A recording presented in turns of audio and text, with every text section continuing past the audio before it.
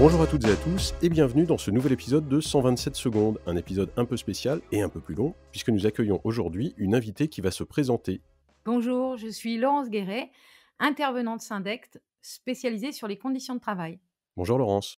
Dans cet épisode, nous allons parler de déménagement. Lors du précédent épisode de 127 secondes, on a vu que le CSE pouvait faire appel à un expert en cas de projet important, modifiant significativement les conditions de travail des salariés. Alors, en quoi un déménagement modifie-t-il significativement les conditions de travail des salariés? Après tout, c'est vrai que le déménagement, Laurence, ce n'est que faire quelques cartons et changer de bureau. Disons qu'en 2 semaines, c'est fait, non? Pas tout à fait. Une des premières questions qui se posent lors d'un déménagement, par exemple, c'est le lieu géographique qui est choisi pour ce déménagement. Est-ce que ce déménagement va être dans le même périmètre, dans la même région, ou au contraire, est-ce qu'on change de région? Et du coup, est-ce que on va changer de mode de transport? Est-ce qu'on va pouvoir toujours y aller en voiture? Est-ce que le trajet va être plus long ou est-ce que le trajet va être plus court? C'est important parce que ça va modifier à la fois les conditions de travail, mais également, les temps de trajet. Ça, c'est la première question.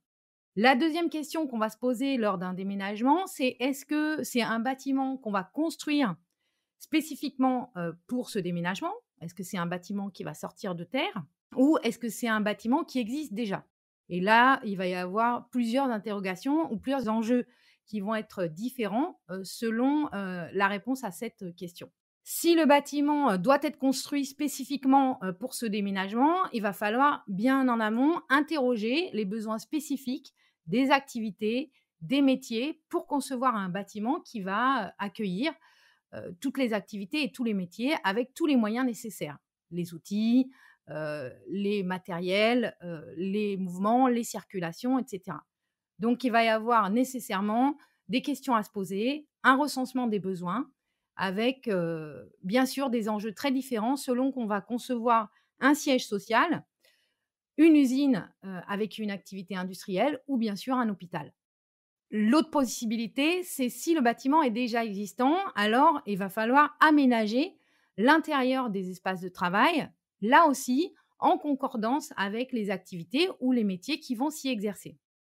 Là aussi, il conviendra d'interroger les personnels pour recenser leurs besoins spécifiques à leur métier, à leurs activités et dessiner les plans d'aménagement intérieur en fonction de ces activités et métiers.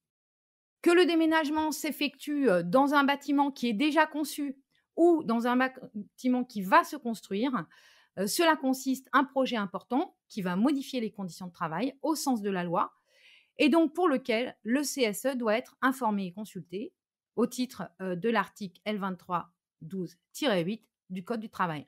Un déménagement, en quoi est-ce que ça fait peser un risque sur les salariés? Les risques, ils vont être très différents, selon la nature de l'activité qui est menée, hein, j'ai pris l'exemple tout à l'heure, de, la construction, d'un bâtiment pour un hôpital qui va être différent de celui d'une usine ou d'un siège social. Mais le risque majeur encouru, quelle que soit l'activité qui est menée, c'est que l'espace de travail ne soit conçu sans tenir compte des besoins spécifiques des métiers qu'on va y exercer. Que l'espace de travail finalement ne soit pas adapté au métier. Et pour rappel, les principes généraux de la prévention des risques, selon le Code du travail, préconisent notamment de combattre les risques à la source et d'adapter le travail à l'homme et non pas l'inverse. Tout projet de conception d'aménagement des espaces de travail doit résulter d'une démarche qui aura pour but à chaque étape de prendre en compte les questions relatives à la santé, à la sécurité des usagers des futurs locaux. Mais est-ce que tu aurais un exemple? Les risques encourus avec les aménagements sont de l'ordre, des ambiances de travail, par exemple une gêne d'activité, voire une altération, de mon audition, s'il y a trop de bruit, si l'espace est mal isolé, alors que, je travaille près d'une machine. Une fatigue oculaire liée à une insuffisance de lumière ou, des reflets sur mon poste de travail parce qu'il est mal orienté par rapport à la source de lumière. Une sensation d'oppression, si la ventilation ou le renouvellement de l'air, ne sont pas efficients, mais aussi une gêne dans l'activité si les espaces de rangement ou l'évolution autour du poste de travail ou d'une machine sont insuffisants. Un des risques, par exemple, lors des aménagements de sites pour des métiers du tertiaire, sera lié à une trop grande densité, de personnel au mètre carré. Ça va entraîner une proximité, trop importante et une perturbation des activités. par les conversations téléphoniques de mon voisin, par exemple, ou par les conversations au sein d'une équipe, ou si la salle de réunion qui est mal isolée, ou les allers-retours dans les couloirs vers les salles de réunion, vers les espaces de pause, les ascenseurs, les casiers, car mon poste de travail est situé trop près d'un espace de circulation. Si j'ai un métier sur lequel je dois me concentrer pour rédiger un contrat, pour rédiger un rapport, pour faire un tableau de calcul, mon activité va être perturbée. On observe que la densité trop importante dans un open space, par exemple, peut créer en fin de journée de la fatigue, de la tension avec mes collègues, un ralentissement de mon efficacité, des erreurs commises dans mon activité. On observe aussi que si les flux de matériel, de personnel, de machines, d'outils, alors là je repense par exemple au brancard à l'hôpital, ou le linge, ou les déchets, ou si les flux de marchandises n'ont pas été suffisamment anticipés et pensés, en termes d'espace suffisant de circulation, on va multiplier le risque de gêne dans l'activité, on va multiplier les contraintes, voire on va multiplier les accidents. Travailler plusieurs heures par jour dans un espace qui est mal ventilé, dans un espace bruyant, avec une lumière insuffisante ou au contraire trop importante, des poussières, des gênes régulières dans mon activité, un siège, un bureau ou un poste de travail qui ne sont pas adaptés à ma taille ou à ma morphologie vont nécessairement avoir des impacts sur mes conditions de travail et mon état de santé psychique ou physique. Quel va être le rôle de l'expert à ce moment-là? Comment est-ce qu'il intervient? À quelles conditions? Et puis, aussi qui paie? L'expert, il va intervenir au démarrage de la procédure d'information-consultation que le CSE va avoir sur ce déménagement. La loi le permet au CSE d'avoir recours à un expert en cas de projet qui va modifier de manière importante les conditions de travail. L'expert, qu'est-ce qu'il va faire? Il va regarder les grands principes du projet. Par exemple, est-ce que, il va rester dans le prochain aménagement des bureaux individuels fermés? Est-ce qu'on va passer en total open space? Est-ce qu'il va y avoir suffisamment de salles de réunion ou suffisamment de rangements, pour l'activité qui sera menée? L'expert, il va regarder, la «philosophie», entre guillemets, du projet, puisqu'on assiste aujourd'hui, à l'apparition de nouveaux concepts dans l'aménagement des espaces de travail, comme par exemple le flex office, le smart, l'agilité, le travailler autrement, etc., etc. Donc ça signifie un certain nombre de choses dans l'aménagement qu'on va regarder. On va regarder également la conformité aux normes en vigueur, aux normes AFNOR, au code du travail. Et là, on va regarder donc la conformité des espaces de circulation, de la distance de la lumière naturelle, du nombre de mètres carrés par poste en fonction des activités, du nombre de sanitaires également. L'expert va regarder en détail les plans qu'on appelle de microzoning qui vont être proposés, mais aussi le mobilier proposé et son adéquation aux activités. L'expert va regarder également l'adéquation du projet et des plans au recensement des besoins et des différents métiers en interrogeant les personnels dans des entretiens, en faisant de l'observation des activités, en visitant le site actuel et le site futur avec une question en tête: ce projet va-t-il améliorer, dégrader ou maintenir à égalité les conditions de travail futures présentées par ce projet et ses plans? Et puis enfin, il va faire des recommandations dans son rapport sur les aménagements en vue d'une amélioration des conditions de travail.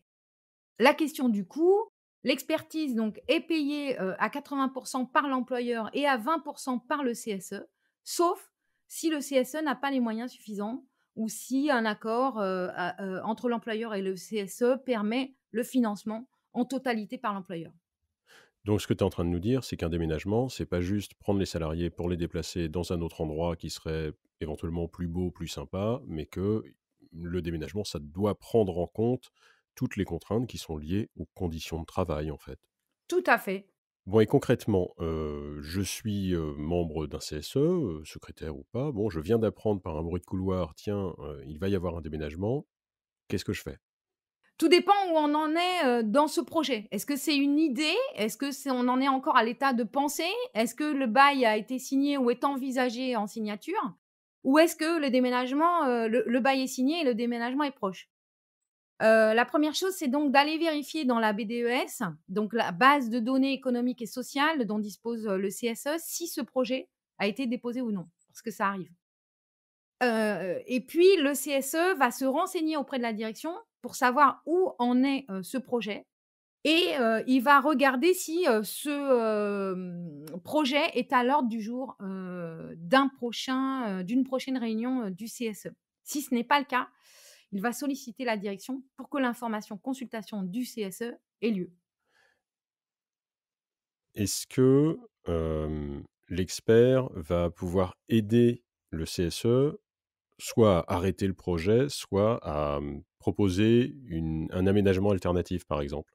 L'objectif de l'information consultation, du CSE, c'est, de pouvoir proposer des aménagements dans le cadre de la prévention des risques professionnels pour éviter, et limiter un certain nombre, de, risques et d'améliorer les conditions de travail.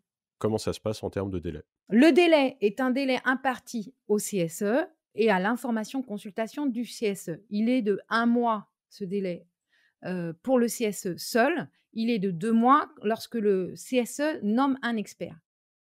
Le délai court à partir du moment où l'information est transmise au CSE. C'est pour ça que j'évoquais tout à l'heure, le fait qu'il fallait regarder dans la BDES si ce projet avait été déposé parce qu'à défaut d'accord, le délai court à partir du moment où l'information est donnée au CSE. Après vient donc la première réunion, du CSE. C'est là qu'il peut nommer un expert, s'il le souhaite, et puis, au bout de 2 mois, il y a la consultation et c'est là que le CSE doit remettre son avis. Un avis qui donc, dit, qu'il est favorable ou défavorable au projet, mais pas seulement, ça. Il va étayer ses propos en énumérant les risques encourus et il peut demander, des aménagements en suivant les recommandations de l'expert. Merci Laurence. Merci Mathieu. Et ça fait 727 secondes. C'est quand même beaucoup plus que d'habitude. Ah oui, mais c'est un numéro spécial. Ah bah si, c'est un numéro spécial.